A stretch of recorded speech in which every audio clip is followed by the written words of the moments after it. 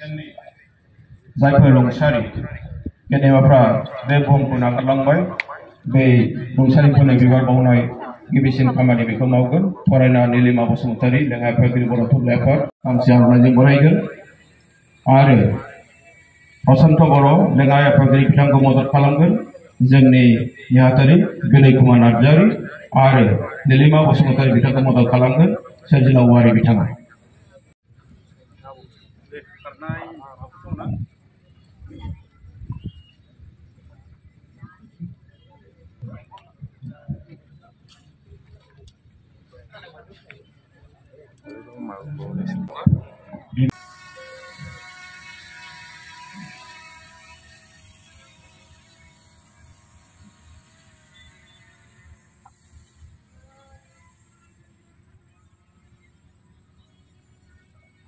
जासिगोन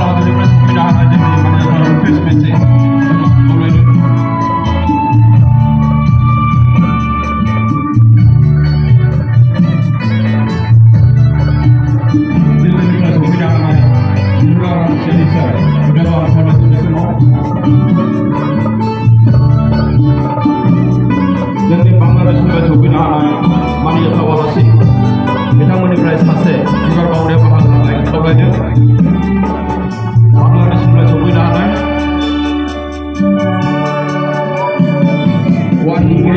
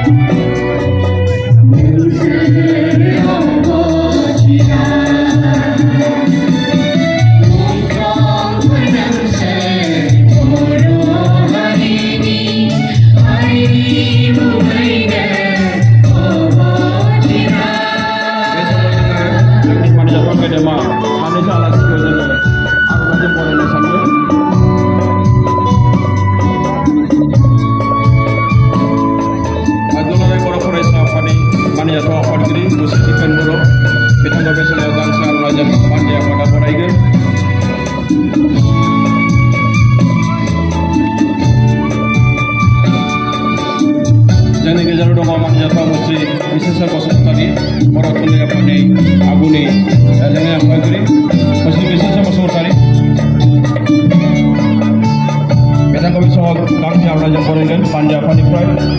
बर' फरायसालि काउन्सिलनि मानिजाथाव लेङाइ गाहाय मावफुं सोद्रोमा मुस्रि रमिय पि नार्जारि बर' फरायसालि काउन्सिलनि मानिजाथाव मासिगिरि श्री अनिल बसुमतारी बिथां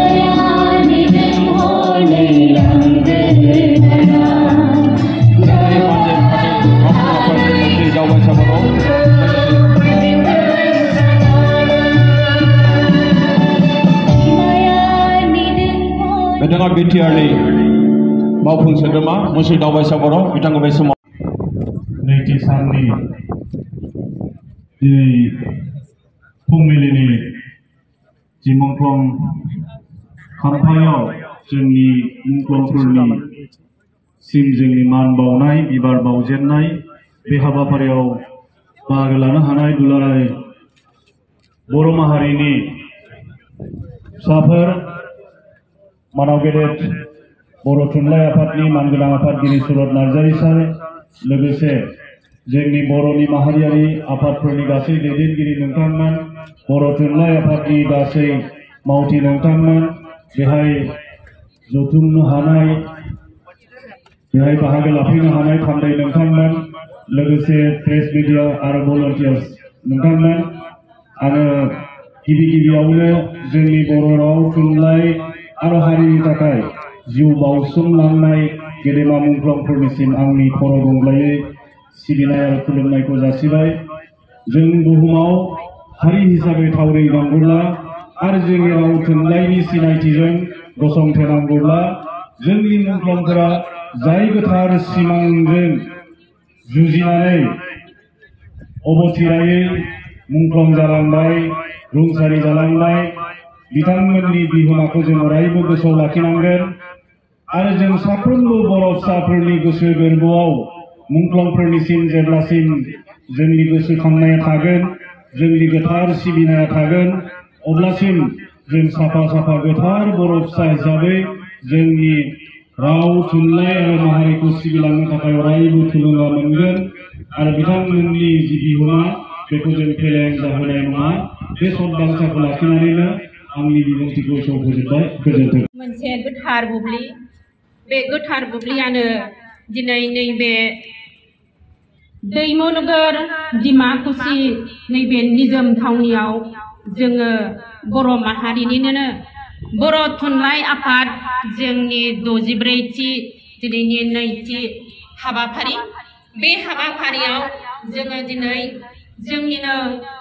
बर' थुनलाइ आफादनि फिरफिलाजों लोगोसे जोङो जाय जोहोलावजो बिथांमोना जोंनिफ्राय मुंख्लं जालांबाय आरो जाय बिथां जोहोलावजो बिथांमोनहा जोंनिफ्राय आगदारि जानानै जोंनिफ्राय गोमोरलांबाय बिथांमोननिसिम आंनि गिबि खुलुमनाय सिबिनाय आरो मान बावनाय बुंलायनायखौ हरग्रोबाय दिनै जोङो बेयाव ओरैबायदि मोनसे जारिमिन सोरजिनो जोंनि बर' माहारिनिनो सासे गोग्गोम फिसा जोंनि आसाम आयेन आफादनि बुंथिगिरि सा बिश्वजित दैमारिनि आफाद दैदेननायाव बिथांखौनो आङो गिबि खुलुमनाय सिबिनाय होदों जे बिथांनि मावथियाव दैदेननायाव जोङो दिनै बेवहाय जारिमिनारि मोनसे सोरजिनो हादों दिनै जोङो बर' थुनलाइ आफादनिनो जोंनि मानिजाथाव सिबिजाथाव आफादगिरि प्रफेसार जोंनि सुरत नार्जारि सारनिसिम आंनि बुंलायनाय सिबिनाय हरबाय आरो जोंनिनो लोगो आफादगिरि फारियै सानै आफादगिरि बिथांमोननिसिम आरो नेहाथारि आरो रांगिरि बिथांमोननिसिम आंनि खुलुमनाय सिबिनाय हरबाय आरो बेजोंनो लोगोसे जोङो दिनै नैबे दैमु नोगोराव जे सानथामनि हाबाफारि लानानै जे हाबाफारिखौ खुंफुंदों बे खुंफुंनाय आफादनिनो मावफुं सोद्रोमा जोंनि बिटिआरनि मावफुं सोद्रोमा मुस्रि दावबायसा बर' बिथांनिसिमबो आंनि खुलुमनाय सिबिनायखौ हरबाय लोगोसेनो कनभेनर बिथां आरो गासै मावथि बिथांफोरनि मोननिसिम आंनि खुलुमनाय सिबिनायखौ हरबाय आरो बेवहायनो नुजाफैनो हादों जोंनि मानिजाथाव सिबिजाथाव बर' थुनलाइ आफादनि आफादगिरिजों लोगोसे लोगो आफादगिरि गाहाय नेहाथारिजों लोगोसे नेहाथारि बिथांमोन आरो बेवहायनो नुजाफैनो हाबावदों जोंनि BKWC नि लोगो बुंथिगिरि सार आरो काउन्सिलनि आफादगिरिजों लोगोसे बिथांमोननि गासै मावथि बिथांमोन आरो लोगोसेनो बेवहाय नुजाफैनो हाबावदों जोंनि बर' फरायसा आफादजों लोगो लोगो जोङो बाहागो लाफानो हानाय जोंनि बर' आइजो अनसाय आफादनि आफादगिरि गाहाय नेहाथारिजों लोगोसे गासै आइजो बिथांमोन आरो नुजाफैबावनो हानाय जोंनि बेवहायनो आगुनि लोगो आफादगिरि सार बिथांमोन नेहाथारि बिथां सारमोन आरो बेवहायनो नुजाफैनो हानाय गासै जोंनि जिल्ला आफादनिफ्राय आफादगिरि नेहाथारिजों लोगोसे गासै दैदेनगिरि नोंथांमोन नेपाल पश्चिम बंग बर' साहित्य सभा दिल्ली आरो गासै त्रिपुरा हादरसानिफ्राय नुजाफैनो हानाय गासै दैदेनगिरि सार मेडाम नोंथांमोन आरो बेवहायनो जोंखौ जेरै सारियै दा समायनायै मास पास गेलेनो हानाय दैदेनगिरिजों लोगोसे फरायसा फरायसुलि अनजाथाव नोंथांमोन आरो नुजाफैनो हानाय गासै रायजो राजा बिथांमोननिसिम आंनि खुलुमनाय सिबिनायखौ हरबाय दिनै आंखौ जोंनि नैथि बे हाबाफारि जाय जोहोलावजो बिथांमोनहा जोंनि बर' राव थुनलाइनि थाखाय सिबिनानै गाव गावनि जिउखौ बाउसोमलांबाय बिथां आगदारि बिथांमोनखौ दिनै गोसोखांहोनानै आंखौ बिथांमोननि मुङावनो साखि आरो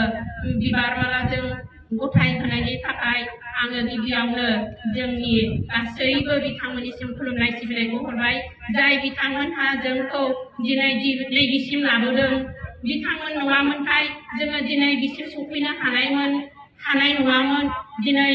जोङो बिथांमोनखौ जों साफा गेरेमसा बिफां आरो बे गेरेमसा बिफांनि सिङावनो जोङो दिनै जिरायनानै बा आजिरा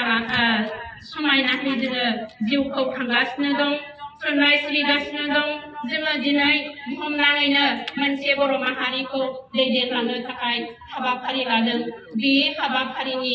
आगदारियानो जादों जोंनि जोहोलावजो गासै जेबि हागजर बिथां आफादगिरि आरो सनाराम फावसेन गाहाय नेहाथारि बिथांमोनखौ लानानै गासै बिथांमोननिसिम जे जोङो बिथांमोनखौ गेदेमा हिसाबै जोङो मानिलांनांगोन सिबिलांनांगोन जोङो गंनायनांगोन जाय बिथांमोनहा जोंखौ दिनैहाय बिसिम लाबोनो हादों